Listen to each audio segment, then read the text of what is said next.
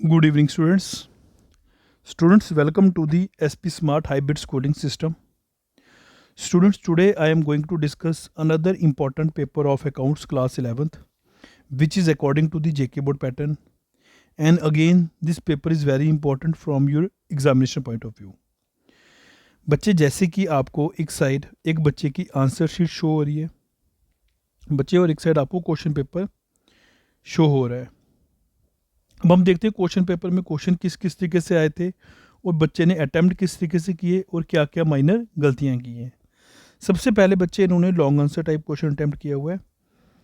Long answer में बच्चे 2 question थे, 22 क्वेश्चन अटैम्प्ट किया उन्होंने, जिसमें कैश बुक का क्वेश्चन था, जिसमें हमें कैश और बैंक कॉलम बनाना था, और इसके साथ BRS का क्वेश्चन दिया था, बैंकिंग रिकंसिलिएशन स्टेटमेंट का। तो इन्होंने बच्चे BRS का क्वेश्चन अटैम्प्ट किया हुआ है। ये नेगेटिव बैलेंस है यहाँ पे।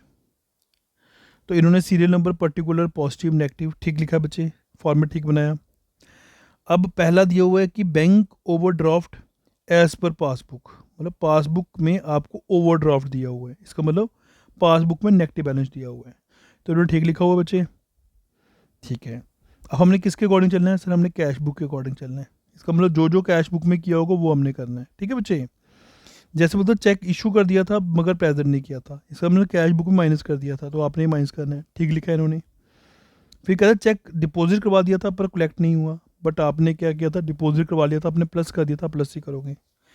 फिर बोलते हैं चेक, आपने cheques recorded in the cash book में चेक रिकॉर्ड कर दिए थे मगर but not send to the bank for collection, मगर बैंक में नहीं सेंड किया हमने, मगर आपने रिकॉर्ड कर दिए थे, आपने प्लस कर दिया था, आपने प्लस ही करना है बच्चे। नेक्स्ट बोलता है payment received from customer directly by the bank, bank में सीधा जमा हो गए थे, कैश बुक में थोड़ी जमा हुए, कैश बुक में तो बच्चे माइनस ही शो कर रहे होंगे, तो हम माइनस ही लिखेंगे, ठीक है। Bank charges debited by the bank, bank ने माइनस कर दिए थे मगर कैश बुक में वो क्या शो कर रहे होंगे, प्लस, तो हम प्लस ही शो करेंगे। लाइफ इंश्योरेंस प्रीमियम जो था of mister DH paid by the bank on standing instruction, government जैसी ओनर ने इंस्ट्रक्शन दी थी, बैंक ने सीधे सीधे चार्जेस काट दिए, पर हमें नहीं पता था, हमने प्लस ही लिखे होंगे, तो हम प्लस ही लिखेंगे इसको, ठीक है बच्चे।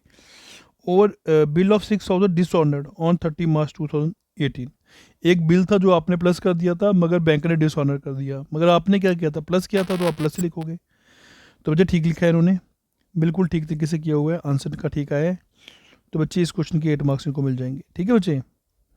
नेक्स्ट क्वेश्चन था बच्चे 23, जिसमें भी और था, दोनों क्वेश्चन एडजस्टमेंट वाले थे। इन्होंने फर्स्ट क्वेश्चन अटैम्प्ट किया हुआ है, जिसमें बच्चे मुझे ओपनिंग कैपिटल दिया 3 लाख रुपीज़, इन्होंने ओपनिंग कैपिटल लिखा, ऊपर पूरा लिखा हुआ trading profit and loss in the books of Sanjeev Sadhvi business as on 31 March 2018, पूरा लिखा हुआ है।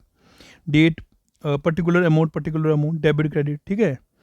तो इन्होंने ओपनिंग स्टॉक लिखा, परचेज लिखा, वेजेस लिखा, कैरेज इनवर्ड लिखा, सेल्स लिखा, लेस सेल्स रिटर्न लिखा, क्लोजिंग स्टॉक लिखा, ग्रॉस प्रॉफिट ये आया, ग्रॉस प्रॉफिट को ब्रॉड डाउन कर दिया। फिर डेप्रीसिएशन की एडजस्टमेंट दी थी, 10% डेप्रीसिएशन जो थी वो प्लांट एंड फिक्चर्स पे दी हुई है, तो इन्होंने प्लांट और फिक्चर्स पे डेप्रीसिएशन लगाई है, ठीक लगाया बच्चे। फिर सैलरीज दी हैं, नीचे आउटस्टैंडिंग सैलरीज दी हैं हमें यहाँ पे 35,000, तो ये ऐड किया था, इन्होंने ठीक लिखा बच्चे। प्रिंटिंग स्टेशनरी का खर्चा दिया हुआ आपको यहाँ पे, advertisement, trade charges, rent, discount, bad debts, ठीक है बच्चे। देखिए आपको बैड डेट्स यहाँ पे दिए हुए हैं 5,000 रुपीज़, ठीक है, बाहर दिए हैं, तो हमने बैड डेट्स लिख लिया बच्चे, ये 5,000 रुपीज़, ठीक है। फिर प्रोविजन फॉर डाउटफुल डेट्स, ये प्रोविजन 5% क्रिएट करने हैं हम डेटर्स के ऊपर, तो डेटर आपको दिए होंगे बच्चे, संडे डेटर ये दिए हैं, डेटर में से पहले बैड डेट्स माइनस करोगे, फिर 5% आपने उसके ऊपर प्रोविजन भी क्रिएट करना है, तो वो भी बच्चे बाहर लिख देना हमने, ठीक है। इन्होंने ठीक लिखा बच्चे, डिस्काउंट भी दिया हुआ हमें यहाँ पे, ठीक है, इन्होंने ठीक लिखा बिल्कुल। फिर एक एडजस्टमेंट दी थी, acquired interest on investment amounted 7,500, तो एक्वर्ड इनकम है बच्चे, ये इनकम साइड आएगी 7,500, ये भी ठीक लिखा है इन्होंने बच्चे। तो इनका नेट प्रॉफिट जो आया वो ठीक आया हो बच्चे, 62,250, तो ये कटिंग की है, कटिंग नहीं करनी चाहिए थी, ठीक लिखा है। फिर बच्चे ने बैलेंस शीट प्रॉपर तरीके से बनाई, लाइबिलिटीज अमाउंट, एसेट्स अमाउंट, ठीक है। तो बच्चे हमें कैपिटल दिया 4 लाख रुपया, ऊपर कैपिटल हमें ऑलरेडी मेंशन थी बच्चे, इन्होंने ऐड कर दिया, ठीक लिखा है।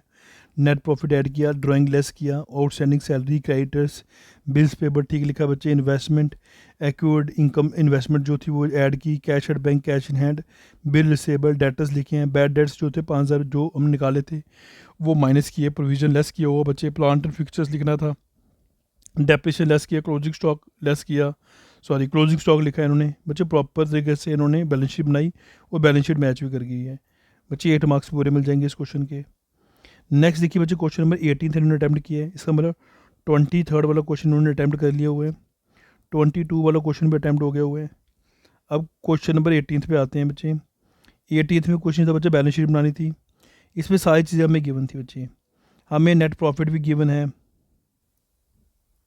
हमें कैपिटल भी दिया है, बिल रिसेबल भी दिया है, डेटर्स भी दिए हैं, कैश एट बैंक भी दिया हुआ है, बिल पेबल भी दिया है, क्रेडिटर्स भी दिए हैं, क्लोजिंग स्टॉक भी दिया है, मशीनरी भी दी है, रेंट आउटस्टैंडिंग भी दिए हुए हैं बच्चे, बस हमने बैलेंस शीट बनानी थी। तो कैपिटल में नेट प्रॉफिट ऐड किया, रेंट आउटस्टैंडिंग लिखा, क्रेडिटर्स लिखे, बिल पेबल लिखे, लाइबिलिटी साइड लिखा बच्चे, फिर एसेट साइड हमने बिल रिसेबल लिखा, डेटर्स लिखे, कैश एट बैंक लिखा, क्लोजिंग स्टॉक लिखा, मशीन लिखा, टोटल बराबर आ गया बच्चे, क्वेश्चन बिल्कुल ठीक किया हुआ है। इस क्वेश्चन के 6 मार्क्स पूरे मिल जाएंगे। नेक्स्ट बच्चे क्वेश्चन था जिसमें हमने ट्रेडिंग अकाउंट बनाना था, तो सॉरी ट्रायल बैलेंस बनाना था बच्चे, इसमें तो सिंपल था, परचेजेस हमें पता ही है, डेबिट साइड आती है, स्टॉक डेबिट साइड आता है, सेल्स क्रेडिट साइड आती है, सन्डी डेटर्स डेबिट साइड आते हैं, डिस्काउंट रिसीव इनकम होगी, क्रेडिट हो गया बच्चे, कैरेज दिया है, कैश इन हैंड दिया है, मशीनरी दिया है, तो बस हमने आइटम्स अपने अकॉर्डिंग यहाँ पे फिल करनी है और रूल याद रखना है क्लियर, CLEAR। कैपिटल बढ़ेगी तो बच्चे क्रेडिट होगी, कम होगी तो डेबिट होगी, लाइबिलिटी बढ़ेगी तो क्रेडिट होगी, कम होगी तो डेबिट होगी, एक्सपेंस और एसेट सेम रूल फॉलो करेंगे, कम होंगे तो क्रेडिट होंगे, बढ़ेंगे तो डेबिट होंगे, रेवेन्यू सेम रूल फॉलो करेगा जो कैपिटल लाइबिलिटी फॉलो करेगी। तो बच्चे ये ट्रायल बैलेंस बहुत आसान होता है, तो इसमें हमने खाली अप्रोच बता दी मैंने आपको, CLEAR, E और A सेम रूल फॉलो करेंगे, CL और R सेम रूल फॉलो करेंगे, इसका मतलब ये बढ़ेंगे तो क्रेडिट होंगे, कम होंगे तो डेबिट होंगे, E और A सेम फॉलो करेंगे, बढ़ेंगे तो डेबिट होंगे, कम होंगे तो क्रेडिट होंगे। तो बच्चे ठीक निकाला इन्होंने आंसर, इसको इनको बच्चे पूरे मार्क्स मिलेंगे। इसका मतलब इन्होंने 18th क्वेश्चन भी कर दिया, 19th क्वेश्चन भी किया हुआ है, ठीक है। अब 20th क्वेश्चन बच्चे, उसमें हमें following balance appear in the books of Ram's Bruce. 1 April 2015 machinery में 80,000 रुपीज़ दिया हुआ बच्चे, प्रोविज़न फॉर डेप्रिसिएशन दिया 36,000। फिर 1 अप्रैल 2015 को इन्होंने एक मशीन बेच दी हुई है 8700 की, जो मशीन इन्होंने खरीदी थी 2011 में, अप्रैल 2011 में खरीदी थी 16,000 की, ठीक है बच्चे। तो इसमें हमें बोला है कि आपको प्रोविज़न फॉर डेप्रिसिएशन अकाउंट बनाना है और मशीनरी अकाउंट बनाना है। तो बच्चे ये क्वेश्चन इन्होंने गलत कर दिया, इसमें हमें दूसरे तरीके से करना होता है क्वेश्चन। देखिए मैं बताता हूँ आपको कैसे करना होता है। अब देखिए बच्चे करना कैसे क्वेश्चन ये वाला, जिसमें मैं प्रोविज़न दिया होता है, ठीक है। मैं क्वेश्चन आपको शेयर करता हूँ, ध्यान से सब बच्चे समझेंगे। देखिए बच्चे यहाँ पे मैंने लिखा मशीनरी अकाउंट, यहाँ पे बच्चे मैं लिखा प्रोविज़न फॉर डेप्रिसिएशन अकाउंट, ठीक है बच्चे। Date particular amount, date particular amount. Question को बच्चे ध्यान से देखेंगे सब बच्चे।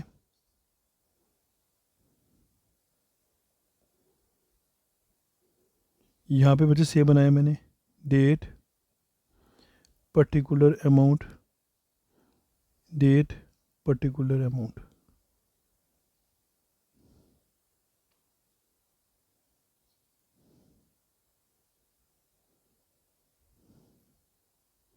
ठीक है बच्चे।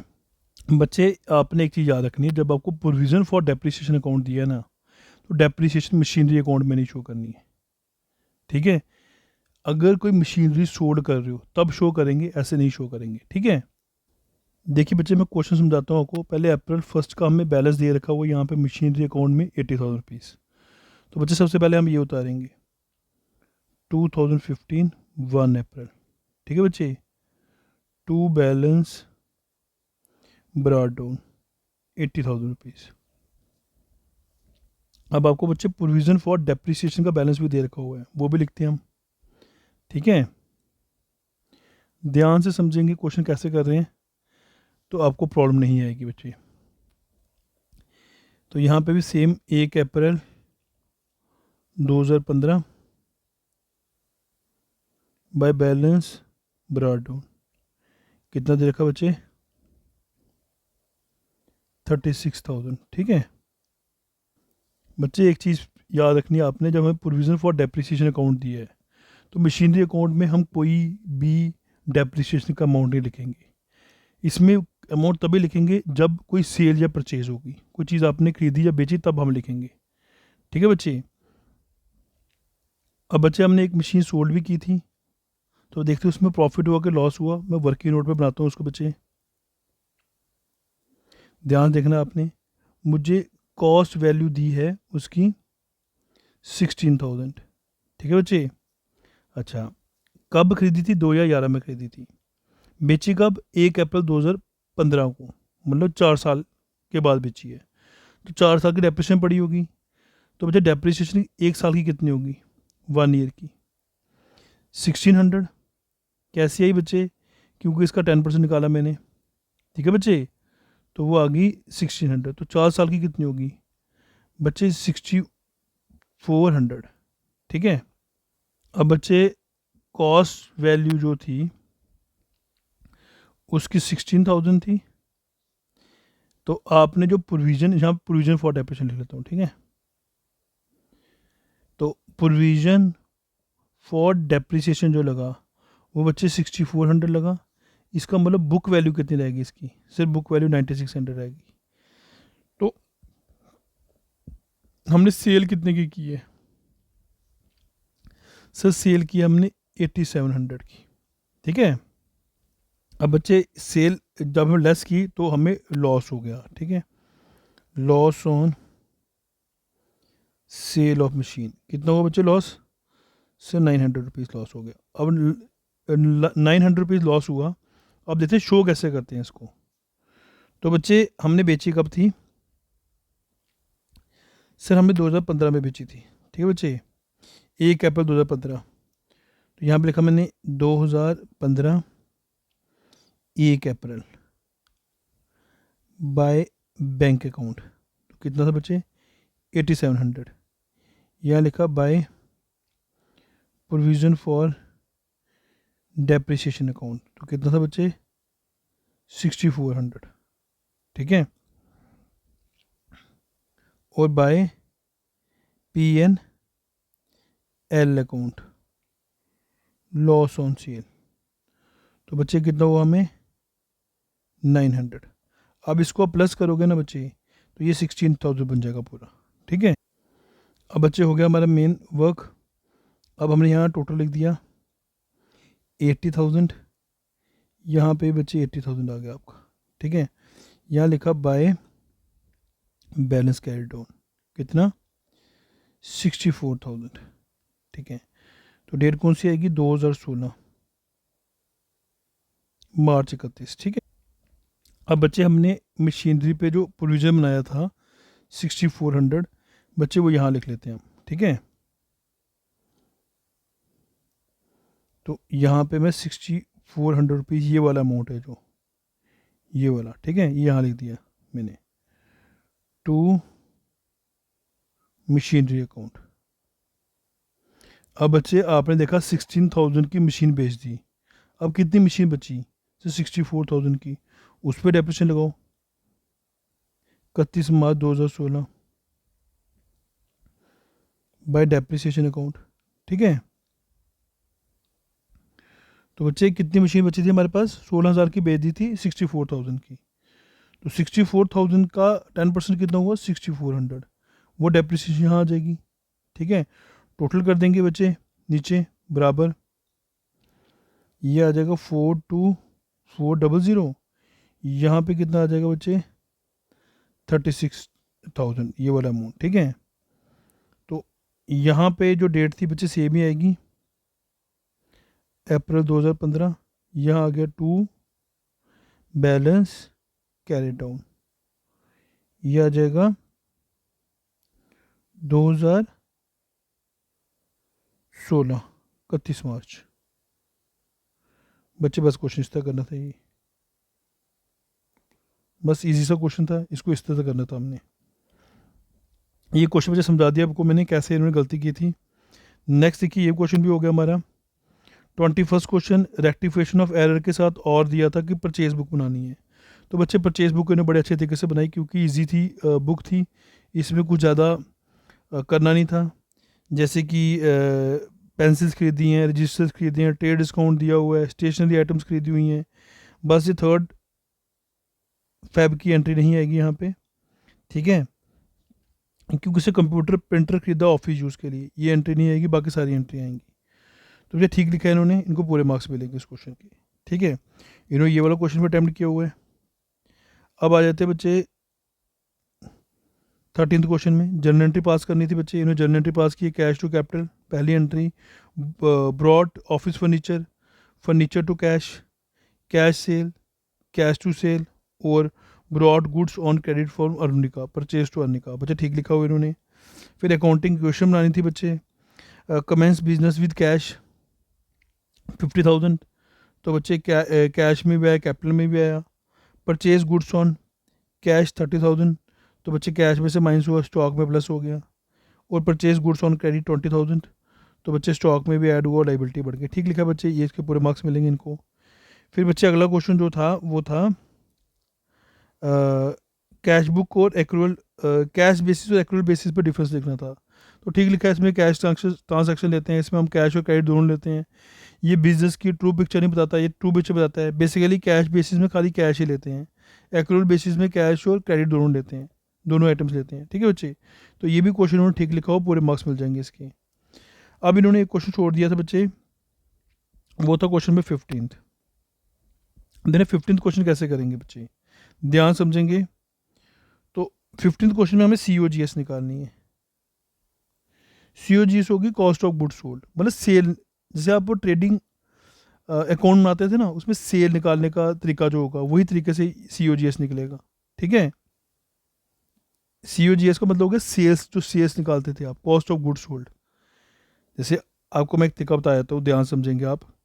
जैसे आप ट्रेडिंग अकाउंट बनाते थे, जो वाली इस साइड वाली आइटमें थी बच्चे, ये सारी प्लस कर देंगे, डेबिट वाली। क्रेडिट वाली जो आइटम्स थी वो माइनस कर देंगे, सेल निकालनी है हमने, तो ये सारी प्लस कर देनी है। क्रेडिट वाली जो आइटम माइनस करेंगे सेल आ जाएगी, तो हमें वही निकालना है। तो इसमें कैसे निकालेंगे sales, COGS sir direct expense, आपने खुद ही बोला, प्लस करेंगे, नेट परचेज प्लस करेंगे, ठीक है। अच्छा सर ओपनिंग स्टॉक प्लस करेंगे, मतलब डेबिट वाली सारी चीज़ें प्लस करेंगे, ठीक है। तो क्रेडिट वाली सारी चीज़ें माइनस करेंगे, मतलब क्रेडिट में क्या माइनस करेंगे सर, क्लोजिंग स्टॉक माइनस कर देंगे। क्यों, क्योंकि क्लोजिंग स्टॉक क्रेडिट साइड आता है, सेल्स निकालनी है। तो आप खुद सोचो, ये वाली सारी चीज़ें प्लस करूँ, डेबिट वाली, क्रेडिट वाली सारी माइनस कर दूँ, तो सेल्स आ जाएगी ना आपकी, तो वही निकालना था। तो बच्चे इसमें हमने सीधा फार्मूला लगा दिया, फार्मूला बता दिया मैंने आपको, इस फार्मूले से निकाल के आप इस क्वेश्चन का आंसर निकाल सकते हो, ठीक है। जैसे आपको डायरेक्ट एक्सपेंसेस दिए हुए हैं 18,000 यहाँ पे 18,000 आएगा, ठीक है बच्चे। नेट परचेज भी दिया है 72,000 नेट परचेज भी लिख दिया बच्चे। आपको ओपनिंग स्टॉक भी दिया हुआ बच्चे, ओपनिंग स्टॉक भी हमें 16,000 रुपीज़ यहाँ पे लिख देना है, ओपनिंग स्टॉक 16,000 रुपीज़। तो बच्चे क्लोजिंग इन्वेंट्री भी दिया हमें 28,000, तो 28,000 क्लोजिंग इन्वेंट्री भी लिख देनी थी बच्चे। तो प्लस माइनस करके इसका आंसर निकल जाएगा। तो बच्चे क्वेश्चन इस तरह करना था, तो इन्होंने ठीक किया बच्चे यहाँ तक। अब देखिए जो आए थे MCQ बेसिस क्वेश्चन आए थे, उससे पूछा हुआ 2 करंट लाइबिलिटीज़ बताओ। इन्होंने शॉर्ट टर्म लोन्स और बिल पेबल लिखा हुआ, ठीक लिखा है बच्चे। ट्रेड डिस्काउंट क्या होता है, ट्रेड डिस्काउंट में be defined in which the trader issued the discount on the sale of to the customer, ठीक लिखा है बच्चे। फिर पूछा हुआ है कौन सा फिक्स एसेट नहीं है बच्चे इसमें, तो बैलेंस विद बैंक, क्योंकि ये करंट एसेट होता है, ठीक लिखा है इन्होंने। GST की full form goods and service tax. फिर पूछा हुआ डेप्रिसिएशन क्यों होती है, वेयर एंड टेयर की वजह से होती है। एरर ऑफ कमीशन क्या होता है, जब हम रॉन्गली अमाउंट लिख लेते हैं, ठीक है। ये लिखो एरर ऑफ कमीशन में भी defined in which the amount of transaction is wrongly, ठीक लिखा बच्चे। सेल्स बुक हमें बताया गया हुआ है कि सेल्स बुक हम जो ट्रांजेक्शन हम जब सेल करते हैं, ठीक है, तो क्रेडिट की जो आइटम्स होती हैं वो सेल्स बुक में आती हैं, ठीक लिखे हैं इन्होंने बच्चे। और किन किन आइटम्स पे GST नहीं पड़ता, फ्रूट्स पे नहीं पड़ता, वेजिटेबल्स पे नहीं पड़ता, ठीक लिखा है इन्होंने यहाँ तक। तो बच्चे इन्होंने जो पेपर अटैम्प्ट किया ठीक किया था, 1-2 क्वेश्चन गलत किए थे जो मैंने आपको समझा दिए। आई होप सब बच्चों को समझ आया होगा। Thank you students.